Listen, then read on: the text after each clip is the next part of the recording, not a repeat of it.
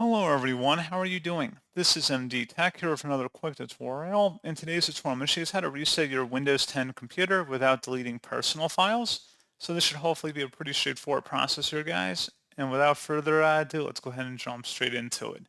So all you have to do is open up the search menu, type in settings, best result, just come back with settings, go ahead and open that up. Go down and select the update and security tile, and then select recovery on the left panel.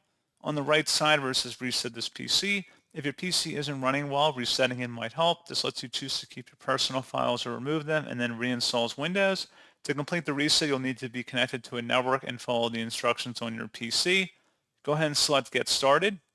And then at this point, you go ahead and select the Keep My File option, which will remove apps and settings, but keeps your personal files. And then you just would follow along with the on-screen prompts here of getting that set up.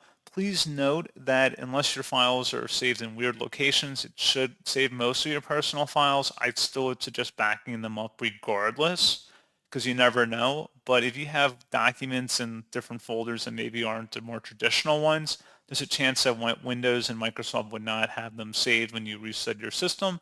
So just please keep that in mind. So pretty straightforward process on that, guys. And as always, thank you for watching. I do hope that I was able to help you out, and I do look forward to catching you all in the next tutorial. Goodbye.